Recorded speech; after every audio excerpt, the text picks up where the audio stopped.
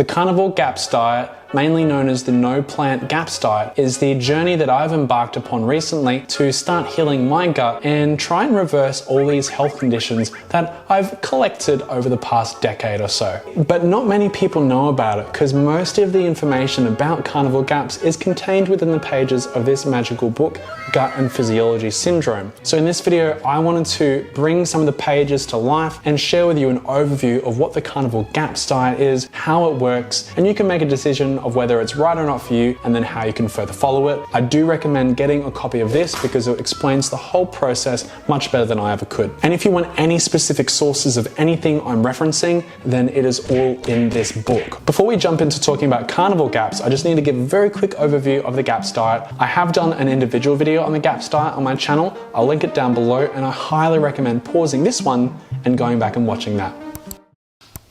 All right, you're back? Cool. In a nutshell, GAPS stands for Gut and Psychology Syndrome, or in this case, Gut and Physiology Syndrome. It's a book written by the legend Dr. Natasha Campbell McBride. She created the GAPS diet in 2004 after working with hundreds of adults and children with neurological and psychiatric conditions such as ADHD, autism, schizophrenia, dyspraxia, dyslexia, depression, OCD, and other conditions as well. Then she wrote a second book called Gut and Physiology Syndrome because she realized that all autoimmunity begins in the gut. This includes conditions such as autoimmune diseases, multiple sclerosis, rheumatoid arthritis, food intolerances, allergies, asthma, type 1 diabetes, celiac disease, and more. The full GAPS diet is predominantly animal-based and it's based around meat stocks, meat, fish, poultry, pork, dairy, eggs, fermented vegetables, fermented dairy, some fruit, some nuts, some seeds, a little bit of honey, and spices and herbs. It avoids things like processed foods, sugar, grains, starches, soy,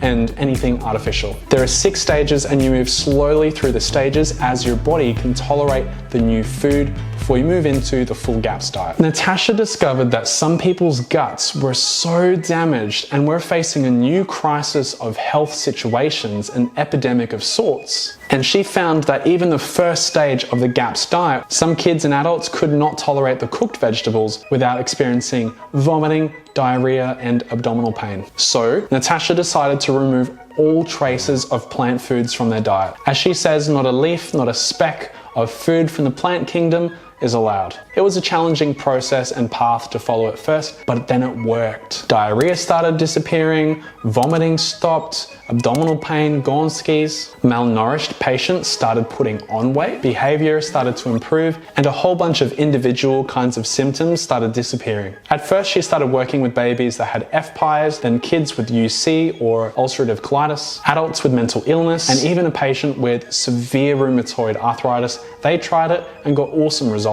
She says in the book that she had a patient that had been on Carnivore GAPS for 4 years. No plant GAPS, this very strict regimen, and they're absolutely thriving. All of this showed Natasha that it's perfectly healthy for humans to thrive without any plants whatsoever, even after years on the no plant GAPS diet. No plants, nada, nothing, just me, that her clients or patients did not have any nutrient deficiencies. When I first read that, I was like, honestly, you got to read the whole book. She talks about where you can get your vitamin C, gut flora, and also glycogen or carbohydrates on an animal-based diet. It's really fascinating. So basically, through her direct experience working with patients and doing her research, she discovered that people can thrive on animal products alone, plus all the nutrients and things that are in this Carnivore GAPS protocol are actually very extremely healing for the gut and the gut lining, and also supporting with the probiotics and the gut flora. And as we know, to actually really heal the gut,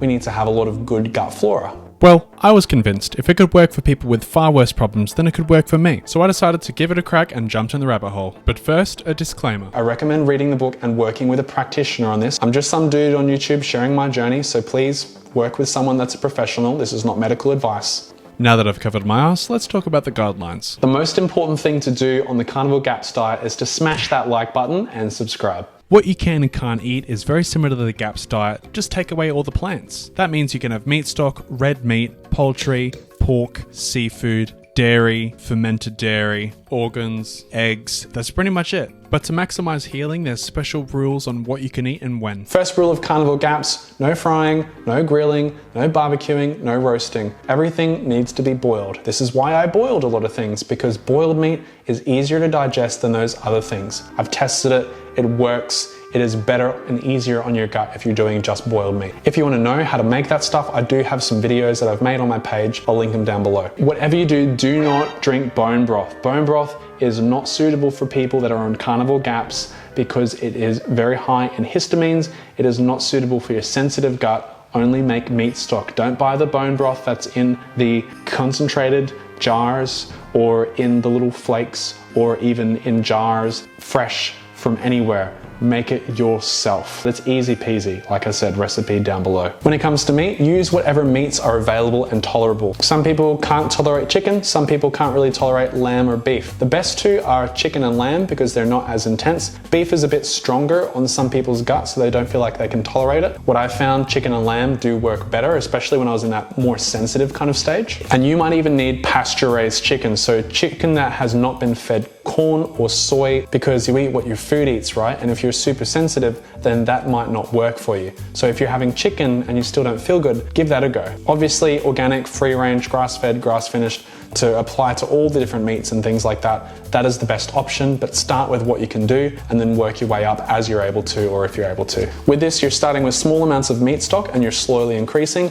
I think a good amount is about 1 liter a day of the meat stock, and you're having this with the meat and you're having this on its own throughout the day. You can even drink more than 1 liter, whatever's gonna work for you, but you wanna slowly start and then introduce. Please don't skim the fat off. The fat is important because you will need that for calories. You're gonna get your calories from fat for the next little while on, so get as much of it in as you can. When you're feeling good there, then this is where you're gonna start trying to introduce fermented dairy. 24-hour homemade yogurts, kefir, stuff that you've made at home that has good ingredients. I will be making a recipe on this, so check down below. There'll be a link when that is ready. The easiest milks to digest is goat, sheep milk, even camel milk if you can get access to that. Apparently it's really good for you. If all you've got access to is cow milk, then just use that for now. Then you can start introducing raw cream, raw egg yolk. A little note when you're introducing foods on the GAPS diet or Carnivore GAPS is if you're extremely sensitive, you want to start with a drop at a time. So when you're introducing the raw egg yolk, for example, instead of using a whole raw egg yolk,